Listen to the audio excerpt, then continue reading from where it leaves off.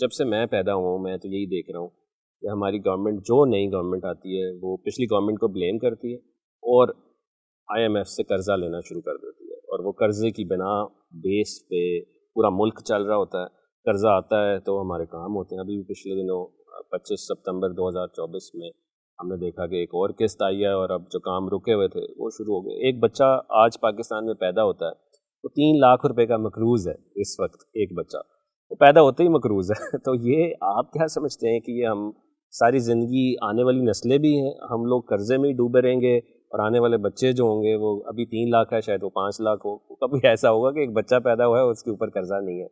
اگر ہوگا تو وہ کیسے ہوگا؟ جی یہ بہت عام سوال ہے، اور میرے خیال میں ہر ذی شعور پاکستانی کے زبان میں اور دل میں یہ سوال ہے۔ بنیادی طور پر ممالک کے اوپر قرضے ہوا کرتے ہیں۔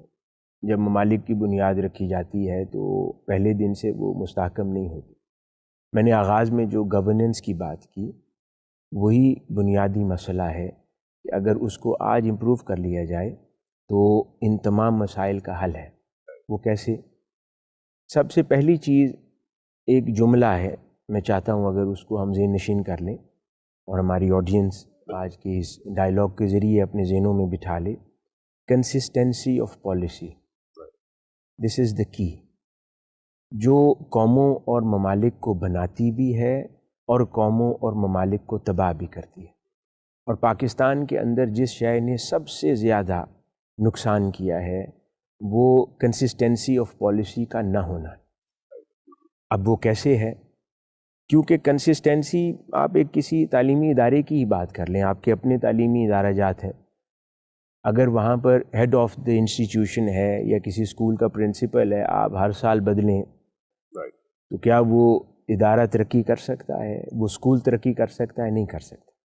لیکن اس کے برعکس اگر اہلیت والا کوئی سربراہ اور انسٹیٹیوشن کا ہیڈ وہ اگلا طویل عرصہ اس انسٹیٹیوشن کی اپلفٹمنٹ کے لیے اور ترقی کے لیے میسر آ جائے تو لامحالہ وہ اپنی کنسسٹنٹ پالیسیز کے ساتھ اس ادارے کو معیاری ادارہ بنا دیتا ہے۔ یہی صورتحال ممالک کی بھی ہوا کرتی ہے۔ ہمارے ہاں 2-2.5 سال کی پولیٹیکل گورنمنٹس ہوتی ہیں، 3 سال کی پولیٹیکل گورنمنٹس ہیں۔ ایک حکومت آتی ہے، وہ پچھلی حکومت کے تمام جو انیشیٹوز ہے اس کو کالعدم قرار دے دیتی ہے اور نئے اجرا کر لیتی ہے۔ ابھی وہ 1.5-2 سال کے اندر پالیسیز قوم کو پوری طرح سمجھ نہیں آئی ہوتی کہ وہ نئی حکومت آ کے ان کا اجرا کر دیتی ہے، ناموں کو تبدیل کرتی ہے، تو کنسسٹنسی نہیں ہے۔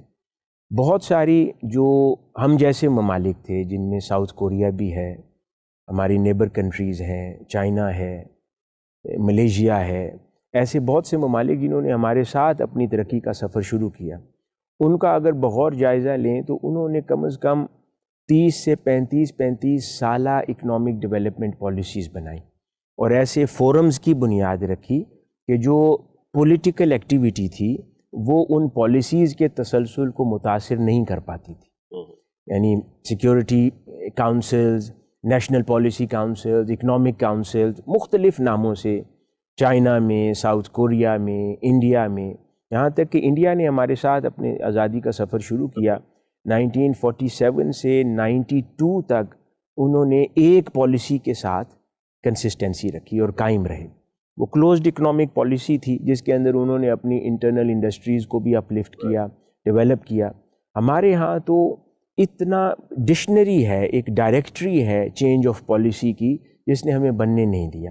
تو ایک بنیادی مسئلہ تو میں سمجھتا ہوں کہ یہ ہے کہ چاہے پولیٹیکل انسٹیبلٹی ہے، الیکشنز ہیں، پارٹیز آ رہی ہیں جا رہی ہیں، یہ سلسلہ اپنی جگہ چلتا رہے ڈیموکریٹک نارمز کے ساتھ، لیکن کچھ ایریاز ایسے ضرور ہونے چاہیے پاکستان میں کہ جن کو پاکستان کے تمام سٹیک ہولڈرز وہ مل کر ان کو ایسی پروٹیکشن مہیا کر دیں کہ اگلے 20 سال 25 سال کے لیے ان پالیسیز کو تبدیل کوئی بھی حکومت نہیں کر سکتی، تاکہ وہ تسلسل بذات خود مضبوط کرتا ہے۔ دوسرا چیز آپ نے فرمائی جو مقروض ہے پاکستان، اور مسلسل جو ایکسٹرنل ڈیٹ کی زد میں آتا چلا جا رہا ہے اور دبتا چلا جا رہا ہے۔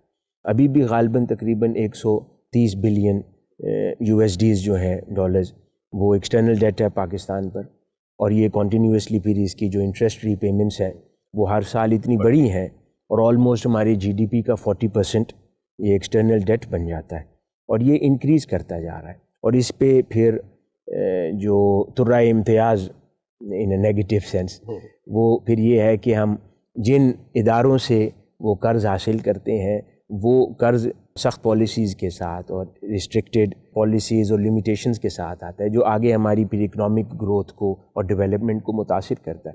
اس پر لامحالہ ان ادارہ جات ہیں جیسے IMF ہے، پیرس کلب ہے، دیگر ادارہ جات ہیں، ان کے اوپر اعتراض یا اپنے دل کا غصہ نکالنا یا بھڑاس نکالنے کا کوئی مقصد نہیں ہے. وہ ان کا بزنس ماڈل ہے، دیٹس ہاؤ دے ورک.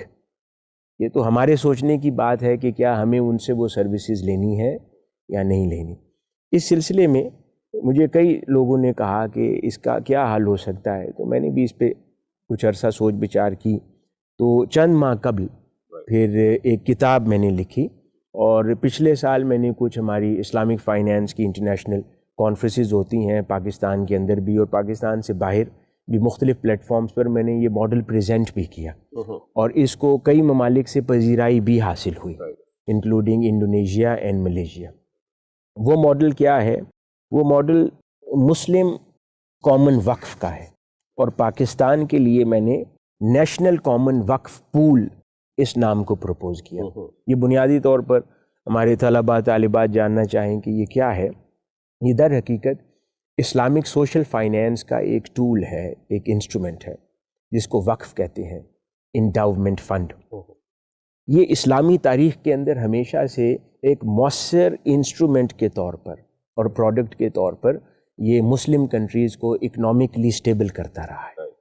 اور آج بھی ملیشیا میں اور کئی مڈل ایسٹرن کنٹریز کے اندر اس انسٹرومنٹ کو، سوشل فائنینس کے اس انسٹرومنٹ کو استعمال کر کے بڑے انیشیٹیوز لیے گئے ہیں. اب بیسکلی یہ ماڈل کیا ہے؟ یہ ایک ایسا فنڈ قائم کیا جاتا ہے. اب یہ بین الاقوامی سطح پر مسلم ممالک کے لیے ہو تو OIC کے تابع ہو سکتا ہے، اور اگر پاکستان کے اندر ہو تو تفصیلی اس کے جو انگریڈینٹس ہیں پروڈکٹ کے، وہ تو پوری کتاب میری موجود ہے، جو بھی اس کا دیکھنا چاہے اس کو دیکھ سکتا ہے. لیکن ابھی میں خلاصتاً کچھ عرض کر دیتا ہوں. تو یہ ایک ایسا فنڈ ہے کہ جس کی جو ریونیو سورسز ہیں کہ اس فنڈ میں پیسہ کہاں سے آئے گا، وہ جتنی بھی اسلام نے ہمیں چیریٹی کے جو چینلز بیان کیے ہیں اس کے اندر زکوٰۃ ہے، اور اس کو بھی اوپن کیا جا سکتا ہے اس کے لیے. اور ایکسکلوزیولی وقف جو ہے، چیریٹیبل وقف ہے، اس کو ہی ایکسکلوزیولی اگر کوئی ڈیڈیکیٹ کرنا چاہے تو اسے بھی استعمال کیا جا سکتا ہے. جیسے لوگ ہیں فار چیریٹی پرپزز اپنی پراپرٹیز چھوڑ دیتے ہیں، پھر بہت سارا کیش وقف ہے، وہ لوگ چیریٹی کرتے ہیں اس کے ساتھ اور اس کو چھوڑ دیتے ہیں. بہت سارے لوگوں کے پاس انڈسٹریلسٹ ہے، وہ کسی ایسی جگہ پر نوبل کاز پر خرچ کرنا چاہتے ہیں. تو انڈیپینڈنٹ وقف جو ہو، جس کی اکاؤنٹیبلٹی کا بھی ایک مؤثر نظام ہو، لوگوں کو اس پر اعتماد بھی ہو، ایک ایسا وقت قائم کر لیا جائے جو انڈیپینڈنٹ اینٹی ہو اور براہ راست حکومت کا ادارہ نہ ہو، لیکن حکومت کو لینڈنگ کرے، اور وہ انٹرسٹ فری لونز دے حکومت کو، اور پھر انفراسٹرکچر ڈیولپمنٹ پہ بھی خرچ کرے. مثال کے طور پہ روڈ انفراسٹرکچر ہے، ہائی ویز ہیں، ہاسپٹلز ہیں، یونیورسٹیز ہیں. جامعہ الازہر جیسے ادارے وقف سے قائم ہوئے ہیں. ٹرکی میں میجورٹی بڑی یونیورسٹیز ہیں، ہاسپٹلز ہیں، وقف سے بنائے گئے ہیں. ملیشیا کے اندر bridges, road infrastructure, hospitals, universities, بہت کچھ وقف سے بنایا جاتا ہے. تو ہم کیا کرتے ہیں؟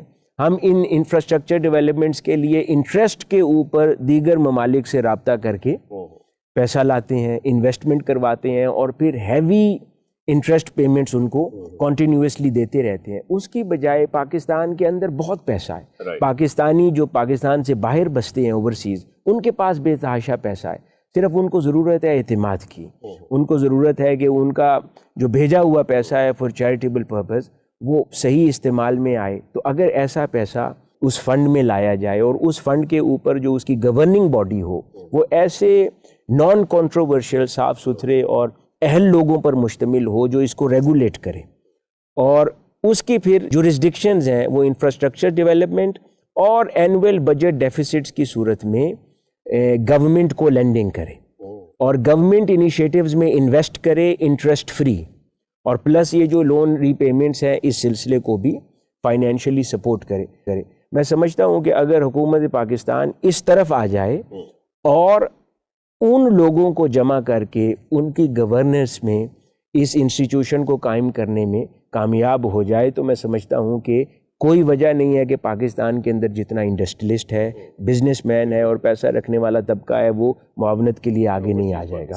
اوورسیز پاکستانی ہے اور بذات خود اتنا بڑا فنڈ قائم ہو جائے گا پاکستان کے اندر کہ پاکستان کو ترقی کے لیے دیگر ممالک کی طرف دیکھنا نہیں پڑے گا اپنے اندر ہی۔ تو اس سے ایک تو قرض کا مسئلہ حل ہوگا، اور ایک چیز میں اور عرض کر دوں، ایگزسٹنگ اگر کوئی کہے کہ یہ تو چلیں اسلامک فائنینشیل سولوشن آپ نے دیا، اس کے علاوہ اور ہم کیا کر سکتے ہیں؟ ہمیں ڈیٹ سواپ کی طرف بھی سوچنا چاہیے کہ وہ جو کریڈیٹرز ہیں جنہوں نے ہمیں قرض دے رکھا ہے تو ان کو نگوشیٹ کر کے ڈائیلاگ کر کے اپنے اس قرض کو اور انٹرسٹ کو ایکویٹی میں کنورٹ کریں، کہ ان کو شیئرز دیں، ایکویٹی ان کی کنورژنز ہوں تاکہ یہ جو انٹرسٹ پیمنٹس ہیں یہ کسی حد تک ریڈیوس ہوں اور اس سے الٹیمیٹلی خلاصی ہو، اور ساتھ ہم اس فنڈ کو قائم کر دیں تاکہ آئندہ ہمیں اس طرف نہ جانا پڑے۔ ہوتا ہمارے ہاں یہ ہے کہ پالیسیز اور آئیڈیاز بہت اچھے بنتے ہیں، ایگزیکیوشن نہیں ہوتی، اور جو اچھے آئیڈیاز ہیں ان کو بھی اینڈ میں جس طریقے کے ساتھ سن کے ایگزیکیوٹ کیا جاتا ہے، جنہوں نے آئیڈیاز دیے ان لوگوں کو اس پروجیکٹ سے باہر کر دیا جاتا ہے، نئے لوگوں سے ایگزیکیوشن کرواتے ہیں اور وہ اس کی ایسی مخلوط شکل بنا دیتے ہیں کہ جس سے وہ آئیڈیا بھی پٹ جاتا ہے اور اس سے نتائج بھی پیدا نہیں ہوتے۔